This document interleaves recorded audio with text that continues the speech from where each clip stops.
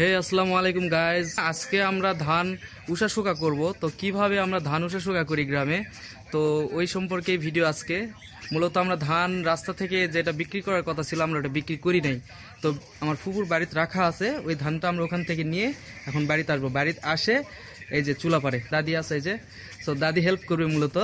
তো আমরা কিভাবে মানে ধান উষাশুকা করি এবং ধান মারাই পর্যন্ত আমি আপনাদের দেখাবো ইনশাল্লাহ।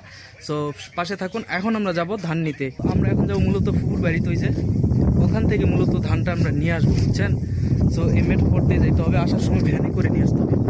রাস্তা উঁচা নিচা হওয়ার কারণে হাঁটতেও পারতেছি না, তো খুবই কষ্ট করতে হবে। কারণ গিয়ে ওখানে ভ্যানে লোড করব, ভ্যানে করে নিয়ে আমরা বাড়ির মধ্যে নিয়ে যাব।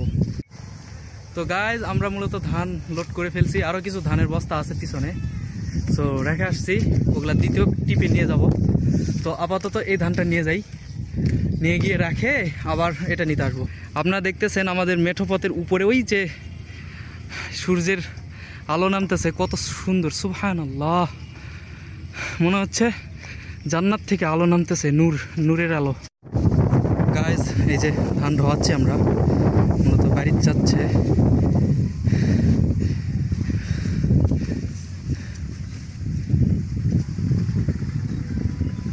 আপনারা দেখতে পাচ্ছেন এখানে ধান সিদ্ধ করা হয়েছে।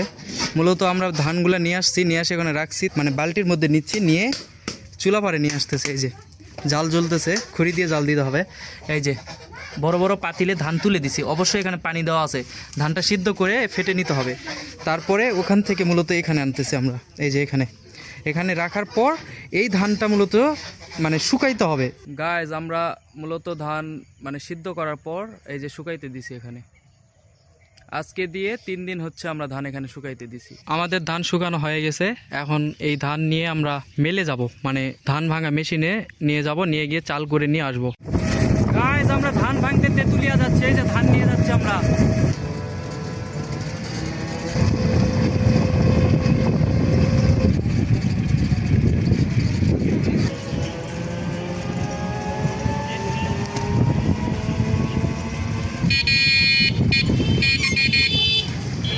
এই যে চলে আসছি আমরা,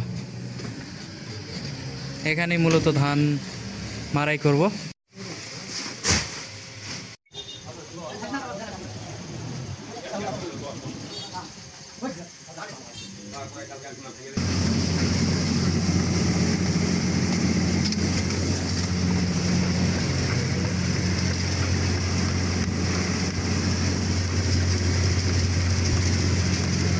তো দর্শক দেখতে পাচ্ছেন এই যে ধান থেকে চালে পরিণত হচ্ছে।